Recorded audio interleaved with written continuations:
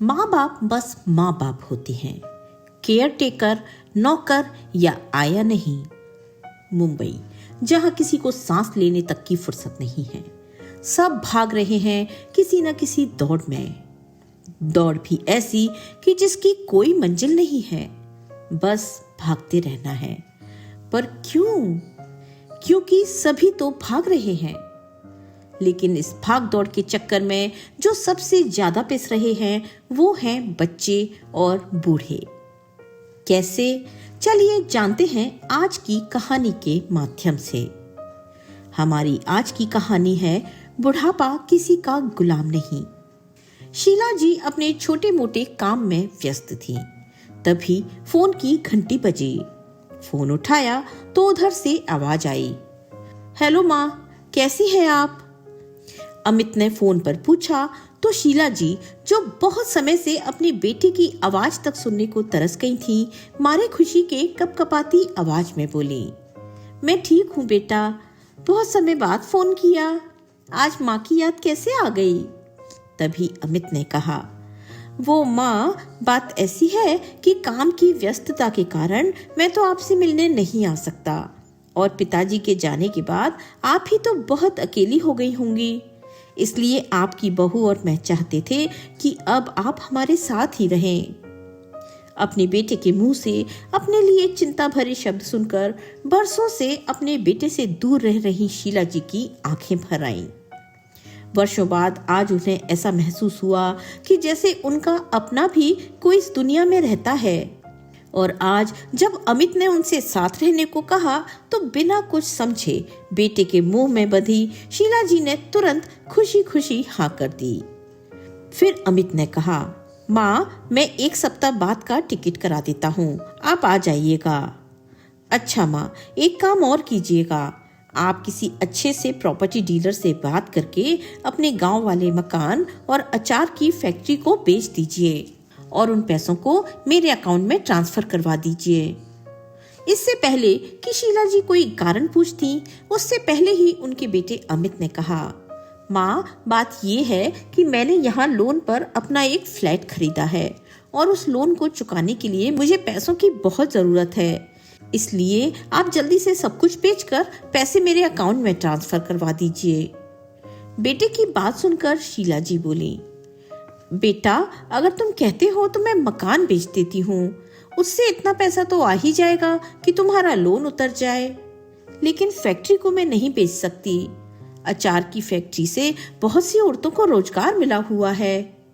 Factory ना बेचने की बात सुनकर अमित का मुंह बन गया, लेकिन फिर थोड़ी देर कुछ सोच कर बोला, ठीक है माँ, लेकिन जरा जल्दी कीजिएगा।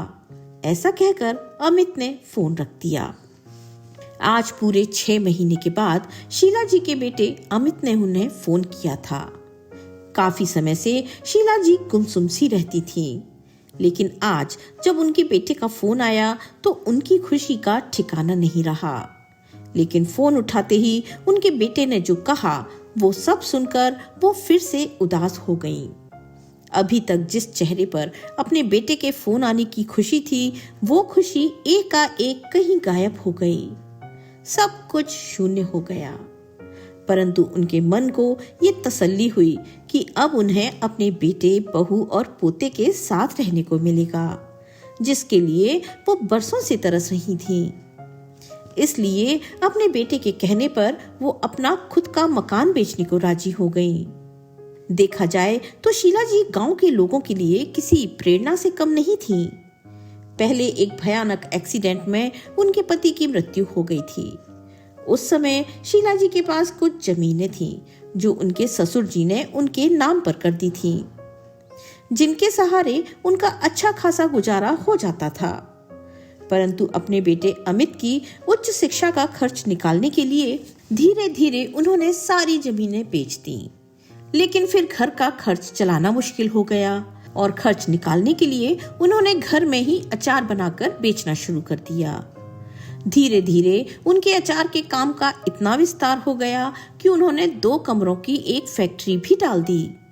उनकी फैक्ट्री में गांव की बहुत सी औरतों को रोजगार मिल गया था। आज वे औरतें जो कभी अपने पति या घर वालों के रहम पर थीं, वो भी कुछ पैसे कमाकर आत्मनिर्भर बन गई थीं। शीला जी का बेटा दिल्ली में रहता है, जो पिछले कई वर्षों से घर नहीं आया।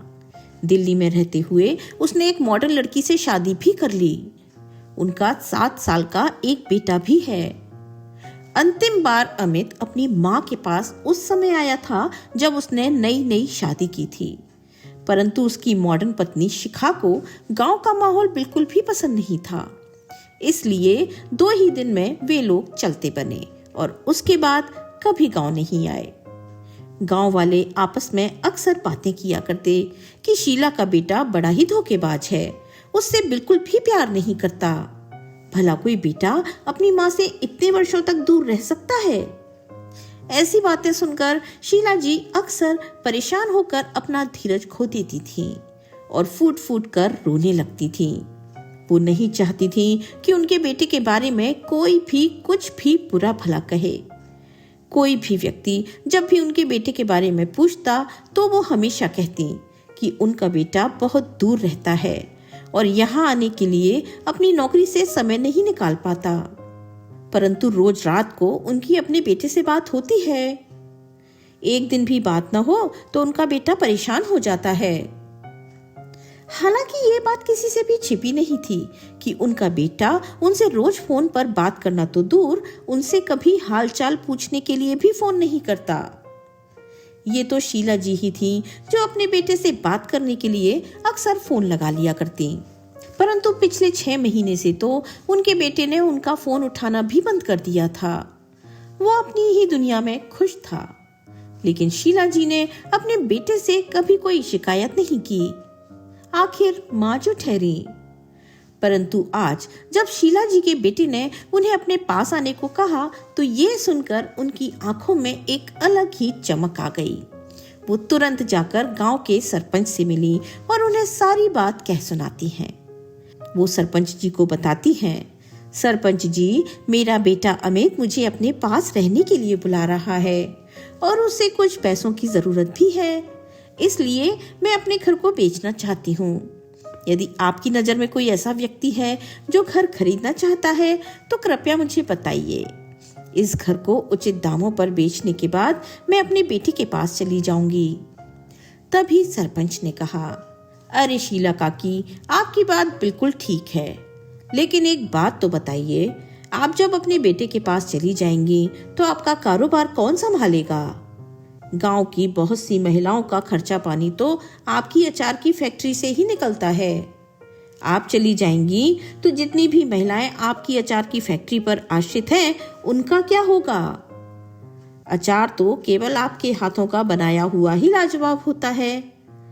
आपके जाने से उस अचार की गुणवत्ता में गिरावट आ जाएगी। ये बात सुनकर शीला जी ने कहा, सरपंच जी, आप इस बात की चिंता बिल्कुल मत कीजिए, मैं सब संभाल लूंगी। सरपंच से बात करके शीला जी जल्दी से अपने घर के पास में ही बनी अपनी अचार की फैक्ट्री में आती हैं और सभी महिलाओं को बुलाकर अपने जाने का समाचार सुनाती हैं। अपनी फैक्ट्री में काम करने वाली सबसे अनुभवी महिला कमला को अपनी फैक्ट्री की जिम्मेदारी सौंपते हुए अपने हाथ का बना वो स्पेशल मसाला भी दे देती है, जिसे वो खुद बनाया करती थी, जिसे डालने से अचार का स्वाद इतना बढ़ जाता था कि लोग उंगलियां चाटते रह जाते थे। और वो मसाला उन्हें देती हुए कहती हैं कि इस मसाले को सही मात्रा में डालना, मेरी गैर हाजिरी में ये काम रुकना नहीं चाहिए, मैं समय समय पर आकर काम देखती रहूंगी। सब कुछ समझाने के बाद शीला जी अपने बेटे के घर ले जाने के लिए कुछ मिठाइयाँ बनाने की तैयारियां करने लगी। अपने बेटे की फेवरेट बर्फी और देसी घी की पिन्नियां तैयार करके पैक कर लेती हैं और साथ ले जाने के लिए कुछ अचार भी उठा लेती हैं। उनके जाने की तैयारी पूरी हो जाती है। एक तरफ तो उनके मन में अपने बेटे के पास रहने की खुशी है, परंतु दूसरी तरफ गांव को छोड़कर जाने के बारे में सोच सोचकर उनका मन भारी हो उठता है। अपने बेटे के पास शहर जाते समय शीला जी को सभी गांव वाले विदा करने के लिए स्टेशन तक आते हैं। ट्रेन की खिड़की से उन्होंने अपने गांव के सभी लोगों को हाथ जोड़कर विदा कहा। ट्रेन चल पड़ी और स्टेशन पर जा पहुंची। स्टेशन पर उतरकर उन्होंने बड़ी प्रसन्नता से अपने बेटे को फोन लगाया। जैसे ही अमित ने फोन उठाया, शीला जी ने तुरंत कहा, अमित बेटा, मैं स्टेशन पर पहुंच चुकी हूँ, परंतु तुम मुझे कहीं नजर नहीं आ रहे। जल्दी से आ जाओ, मैं बहुत थक गई हूँ। अपनी माँ की बात सुनकर अमित ने कहा, माँ थोड़ी देर इंतजार करो, मैं कुछ ही समय में पहुंचता हूँ। अमित अपनी पत्नी शिखा के साथ उस समय एक पार्टी में था। जैसे ही आने लगा तो उसी समय उसकी पत्नी ने कहा, मेरी सहेली की एंगेजमेंट पार्टी से हम लोग इतनी जल्दी वापस चले जाएंगे तो वो बुरा मान जाएगी। माँ जी को थोड़ी देर में ले आना। उधर शीला जी इंतजार करते करते थक कर चूर हो गईं, लेकिन अमित का कुछ अता पता नहीं था। थोड़ी देर बाद फिर से फोन लगाया, लेकिन अमित ने फोन उठाकर कहा, माँ मैं अभी बिजी हूँ, इसलिए आने में देर हो जाएगी। मैं आपको एड्रेस बता देता हूँ, आप खुद ही ऑटो करके घर पहुंच जाइए। ऐसा कहते हुए अमित ने फोन काट दिया। बेटे का स्पष्ट सा जवाब सुनकर शीला जी के चेहरे पर थकान के साथ साथ निराशा के भाव भी आ गए। बच्चों से मिलने की उत्सुकता वहीं की वहीं धरी रह गई और मन ही मन वो सोचने लगी, मैंने तो सोचा था कि जब मैं स्टेशन पर पहुंचूंगी तो मेरे बच्चे मुझे लेने स्टेशन आएंगे और मुझे देखते ही दौड़कर मुझसे गले मिलेंगे, लेकिन यहाँ तो अब मैं क्या करूं, कहाँ जाऊं, कैसे उनके घर तक पहुंचूं? ये सब कुछ सोचकर वो घबराने लगी। फिर हिम्मत करके तेजी से कदम बढ़ाकर ऑटो तक पहुंची। ऑटो वाले से दिए गए पते पर ले चलने को कहा। शीला जी जल्दी से ऑटो में बैठकर अपने बेटे के घर की तरफ रवाना हो गईं। करीब आधे घंटे के बाद वे अमित के फ्लैट तक पहुंच गईं। लेकिन मुसीबत यहाँ आकर खत्म नहीं हुई थी। अमित बिल्डिंग के चौथे फ्लोर पर रहता था और उस दिन लिफ्ट भी बंद पड़ी थी। शायद किसी तकनीकी खराबी के कारण अटक गई थी। शीला जी के पास सामान भी बहुत ज्यादा था, जिसे लेकर चौथे फ्लोर तक जाना उनके लिए बहुत मुश्किल था। उनको इस हालत में देखकर ऑटो वाले को उन पर दया आ गई। ऑटो वाले ने कहा, चलिए माँ जी, मैं आपको ऊपर तक छोड़ आता हूँ और आपका सामान भी ऊपर तक चढ़ा देता हूँ। ऑटो ड्राइवर ने सारा सामान तुरंत चौथे फ्लोर तक पहुंचा दिया। शीला जी ने उसे ढेरों आशीर्वाद दिए और डोरबेल बजाई। अब तक उनके बेटा बहू भी घर पर आ चुके थे। शीला जी के बेटे अमित ने दरवाजा खोला। इतने समय बाद अपने बेटे को देखते ही उनके चेहरे पर खुशी भरी चमक आ गई। इससे पहले कि वो कुछ बोलती, जोर जोर से कुत्ते के भौंकने की आवाजें आने लगीं। शीला जी जोर जोर से चिल्लाने लगी और हड़बड़ाकर दरवाजे से बाहर निकल गईं। ये क्या अमित, तुमने घर में कुत्ता पाला हुआ है? तभी पीछे से शीला का पोता अंकुर आया और बोला, दादी माँ, एक कुत्ता नहीं, हमारे घर में तो दो दो कुत्ते हैं। ये सुनकर शीला जी और भी ज्यादा घबरा गईं, क्योंकि उन्हें कुत्तों से बहुत डर लगता था। तभी अमित बोला, माँ घबराओ मत, ये दोनों आपको कुछ नहीं कहेंगे। बेटा, तुम्हें पता है कि मुझे कुत्तों से कितना डर लगता है। बहुत वर्षों पहले मुझे एक कुत्ते ने काटा था और तब मुझे बहुत सारे इंजेक्शन लगवाने पड़े थे। ना बाबा, मैं तो यहाँ नहीं रह सकती, मैं तो आज ही अपने घर वापस चली जाऊंगी। उनकी ये बात सुनकर उनकी बहू कमरे से बाहर निकली और कुत्तों को रस्सी से बांधते हुए बोली, माँ जी, ये कुत्ते आपको बिल्कुल नुकसान नहीं पहुंचाएंगे, आप बेझिझक अंदर आइए। थोड़े दिनों में ही आपके साथ इतने घुल मिल जाएंगे कि आपको बिल्कुल तंग नहीं करेंगे। ऐसा कहते हुए वो शीला जी को अंदर लेकर आई और सोफे पर आराम से बैठने को कहा और उन्हें पानी पिलाया। इतने वर्षों बाद अपने बेटे और बहू का चेहरा देखकर शीला जी की खुशी का ठिकाना नहीं रहा। वो तो उनकी बलाएं लेती ही नहीं थक रही थीं। लेकिन शीला जी ने महसूस किया कि उनके बेटे को उनसे मिलकर कुछ ज्यादा खुशी महसूस नहीं हो रही थी। उल्टा उसका तो मुंह बना हुआ था। फिर भी शीला जी ने इन सब चीजों को नजरअंदाज करते हुए अपने चेहरे पर खुशी के भाव बनाए रखे। लेकिन अमित को अपनी माँ से कोई सरोकार नहीं था। शीला जी गांव से बनाकर लाई हुई सारी चीजें अपनी बहू को देने लगी और सब कुछ देने के बाद अचार का डिब्बा निकालकर मेज पर रख दिया।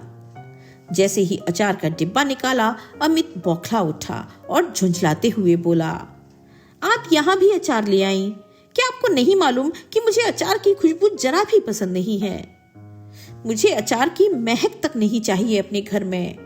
ले जाइए और जाकर इसे बाहर फेंक दीजिए।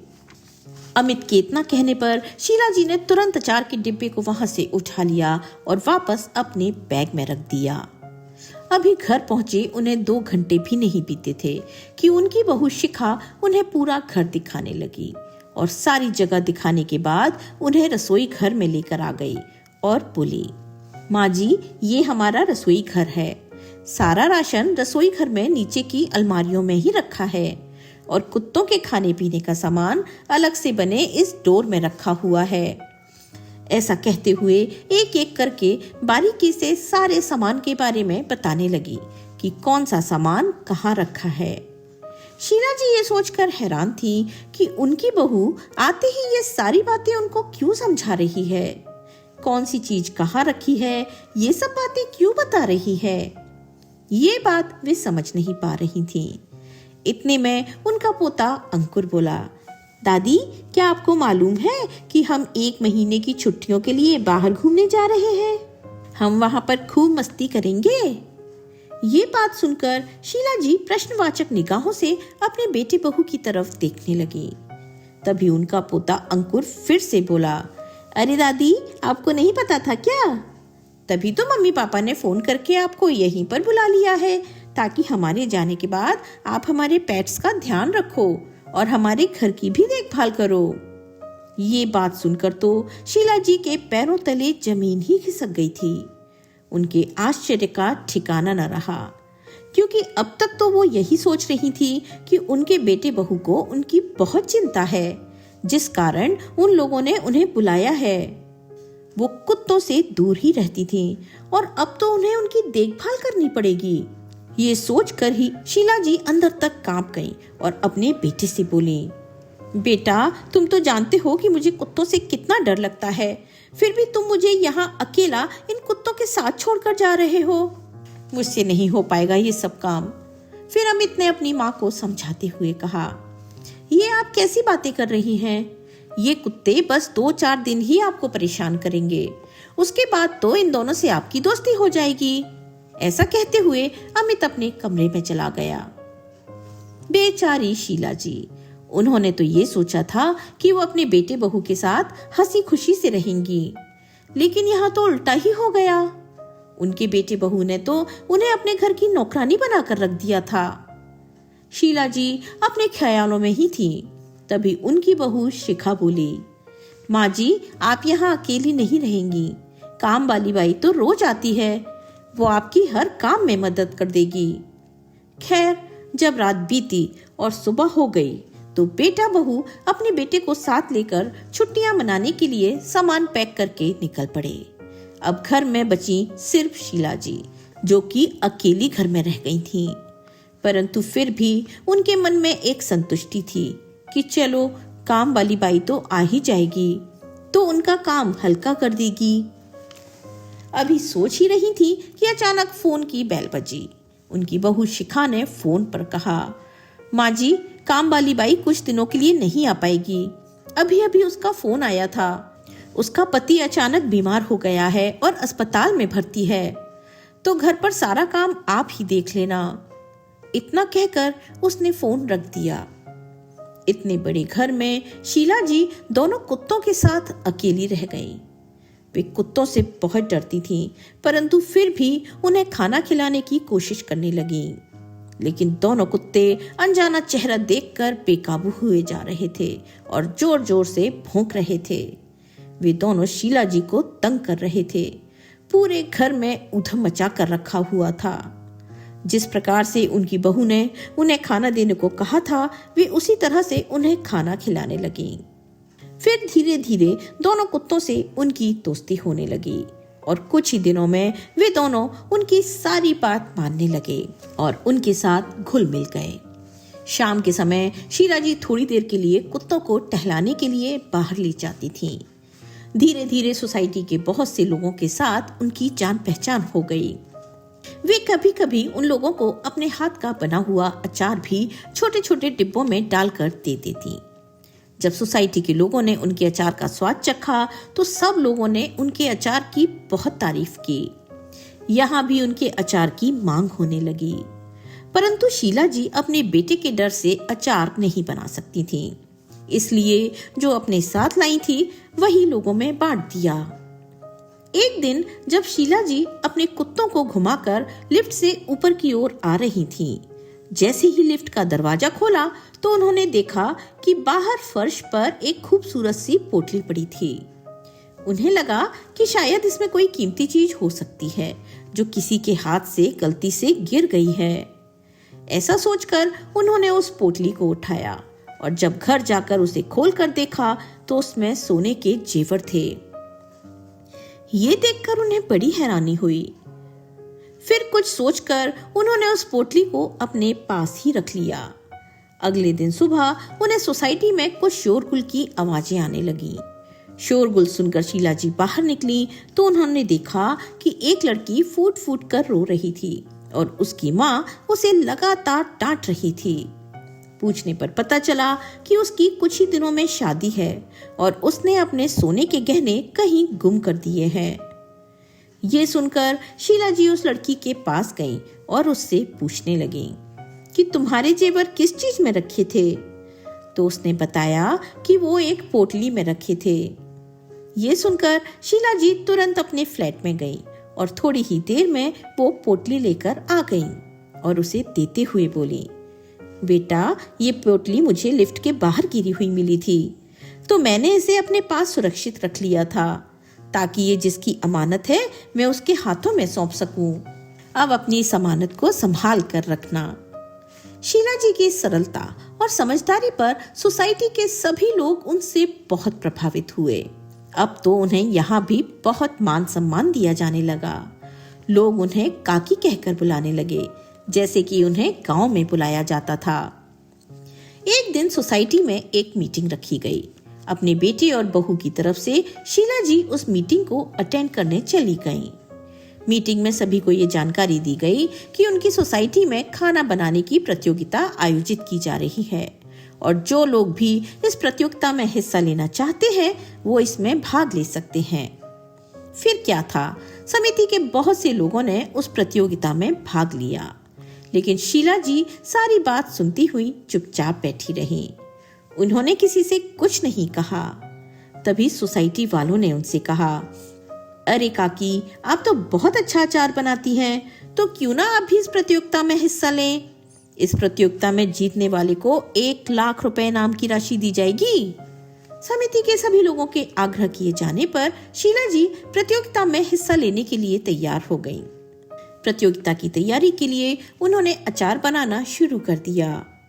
बहुत से लोगों ने प्रतियोगिता में एक से एक तरह तरह के स्वादिष्ट व्यंजन बनाए और शीला जी ने कई प्रकार के स्वादिष्ट अचार बनाकर प्रस्तुत किए। सभी लोगों के व्यंजन बहुत स्वादिष्ट थे, लेकिन शीला जी के अचार का कोई मुकाबला नहीं कर पाया। फलस्वरूप शीला जी वो प्रतियोगिता जीत गईं। घर लौटते हुए शीला जी सोचने लगी कि आज का दिन उनके लिए कितना भाग्यशाली है। आज ही उन्होंने प्रतियोगिता में 1 लाख रुपए जीते हैं और आज ही उनके बेटा बहू छुट्टियां मनाकर घर वापस लौट रहे हैं। जैसे ही बच्चे घर आएंगे मैं उन्हें अपनी प्रतियोगिता जीतने के बारे में बताऊंगी और उन्हें सरप्राइज कर दूंगी। परंतु जैसे ही शीला जी घर के अंदर पहुंची, पीछे पीछे अमित भी अपनी पत्नी और बच्चे के साथ घर पहुंच गया। जैसे ही उन लोगों ने घर में कदम रखा तो घर की हालत देखकर दोनों बेटा बहू आग बबूला हो गए। उन्होंने देखा कि पूरा घर उथल पुथल पड़ा हुआ था। उनके दोनों कुत्तों ने उनके घर के पर्दे फाड़ दिए थे और घर में इधर उधर उछल कूद कर रहे थे। उन्होंने घर की कुछ कीमती चीजों को भी तोड़ दिया था। ये सब देखकर शिखा अपनी सासू माँ पर चिल्लाने लगी, कहने लगी, माँ जी, थोड़े दिनों के लिए भी आप घर नहीं संभाल पाई? इतनी लापरवाह कैसे हो सकती हैं आप? जरा देखिए तो, पूरे घर को जंगल बनाकर रख दिया है। तभी शीला जी बोली, बेटा, मैंने सोसाइटी में खाना बनाने की प्रतियोगिता में भाग लिया था, इसलिए पीछे से कुत्तों ने ये हाल कर दिया। देखो तो, मैंने प्रतियोगिता में अचार बनाकर 1 लाख रुपए का इनाम जीता है। तभी अमित बोला, आपने यहाँ भी ये तमाशा करना शुरू कर दिया। गलती हमारी ही थी जो हमने घर की जिम्मेदारी आपको सौंप दी। ऐसा कहते हुए वे दोनों तिल मिलाते हुए अपने कमरे में चले गए। बेटे बहू की बात सुनकर शीला जी हैरान रह गईं। प्रतियोगिता जीतने की खुशी वहीं की वहीं धरी रह गई। बेटे बहू की तीखी बातें लगातार उनके कानों में गूंजती जा रही थीं। वो रात भर सो न सकी और अगले दिन सुबह होते ही उन्होंने अपना सारा सामान पैक कर लिया और तुरंत रेलवे स्टेशन की ओर चली गईं। तभी उनकी बहू ने देखा कि उसकी सासू माँ कमरे से गायब है। वे दोनों उन्हें खोजने लगे और अमित ने जल्दी से अपनी माँ को फोन किया। माँ, आप सुबह सुबह कहाँ चली गई हैं? पता है हम कितने परेशान हो गए थे। बेटा, अब मैं अपने घर जा रही हूँ और ट्रेन में बैठ चुकी हूँ, जहाँ मैं इज्जत और सम्मान के साथ अपनी जिंदगी जी सकूं। मैंने तो तुम्हारे घर को अपना घर माना था, लेकिन तुम लोगों की नजरों में मेरी हैसियत शायद केवल एक नौकरानी की थी, जिससे तुम काम भी करवाते थे और 4 बातें भी सुनाते थे। मकान बेचकर जो पैसे मिले थे वो तो मैं तुम्हारे नाम पहले ही कर चुकी थी। प्रतियोगिता में जीते हुए पैसे भी मैंने अलमारी में रख दिए हैं, तुम उठा लेना। इतना कहते हुए शीला जी ने फोन काट दिया और फूट फूट कर रोने लगी। उनकी बात सुनकर अमित और उसकी पत्नी को भी मन ही मन शर्मिंदगी महसूस होने लगी। गांव का मकान तो शीला जी ने बेच दिया था, लेकिन अब वो अपनी अचार की फैक्ट्री में ही बने कमरे में रहने लगी और अपनी फैक्ट्री में व्यस्त हो गई। उन्होंने अपने अचार के काम को और आगे बढ़ाया। अचार की फैक्ट्री शुरू किए हुए आज उन्हें 30 साल हो चुके थे। कुछ दिन बीतने के बाद उनके पास एक सरकारी लेटर आया, जिसमें लिखा था कि अब उन्हें सरकार की तरफ से सम्मानित किया जाएगा। ये सुनकर सभी गांव वाले बहुत खुश हुए। कुछ ही दिनों में शीला जी को उनके द्वारा की गई समाज सेवा के लिए बहुत बड़ा अवार्ड दिया गया और खूब सम्मानित किया गया। अगले दिन अखबार में भी ये खबर छपी। ये बात शीला जी के बेटे तक भी पहुंच गई। बहुत से बड़े बड़े लोगों ने शीला जी की तारीफों के पुल बांधते हुए उनके कार्यों को सराहनीय बताया। ये सब देखकर उनके बेटे के मन में प्रश्न उठने लगे कि उसकी माँ के जिस हुनर को सारी दुनिया ने पहचान लिया, वो उनका बेटा होते हुए भी क्यों नहीं पहचान पाया? क्यों हर कदम पर उसने अपनी माँ को हतोत्साहित किया? अब वो खुद को नहीं रोक पाया और अगले ही दिन अमित अपनी पत्नी को लेकर माँ के पास गांव में पहुंचा। जहां उनकी बहू शिखा उनके पैरों में गिरकर माफी मांगने लगी, वहीं अमित ने कहा, माँ, मैंने हमेशा आपको आगे बढ़ने से रोका, लेकिन आज मुझे एहसास हो रहा है कि मैंने आपके साथ कितना गलत किया। ऐसा कहते हुए अमित रोते हुए शीला जी के पैरों में पड़ गया। परंतु शीला जी, जो उनके व्यवहार से अंदर तक आहत हो चुकी थी, कुछ बोल ही नहीं सकी। परंतु उनकी आंखों से आंसुओं की कुछ बूंदें निकलकर उनके बेटे अमित के हाथ पर जा गिरी। ये देखकर अमित बोला, माँ, मैं जानता हूँ कि हमने आपका बहुत दिल दुखाया है, लेकिन केवल एक बार अपने इस नादान बेटे को माफ कर दो। बचपन में जब मैं गलती करता था तब आप मुझे एक थप्पड़ लगा देती थी और मैं सीधे रास्ते पर आ जाता था। फिर अब क्यों नहीं? जितने जी चाहे मुझे थप्पड़ लगा लो, लेकिन मुझसे बात करना मत छोड़ो माँ। ऐसा कहते कहते अमित रोने लगा। बेटा, तुम चाहे कितने भी बड़े क्यों ना हो जाओ, मेरे लिए तुम मेरे छोटे बच्चे ही रहोगे। कहते हुए शीला जी ने अपने बेटे बहू को गले से लगा लिया। आज माँ और बेटे के बीच की सारी कड़वाहट दूर हो गई थी। उनकी बातें सुनकर फैक्ट्री में उपस्थित सभी लोगों की आंखें भर आईं। आज शीला जी को उनका बेटा वापस मिल चुका था। दोस्तों, किसी ने क्या खूब कहा है, इस तरह मेरे गुनाहों को धो देती है। माँ बहुत गुस्से में होती है तो रो देती है। दोस्तों, आपको आज की ये कहानी कैसी लगी, लाइक और कमेंट करके जरूर बताएं और चैनल को सब्सक्राइब करना बिल्कुल ना भूलें। मिलते हैं एक नई कहानी के साथ। तब तक के लिए स्वस्थ रहिए, मस्त रहिए और अपने अपनों का ख्याल रखिए। आपका बहुत बहुत धन्यवाद।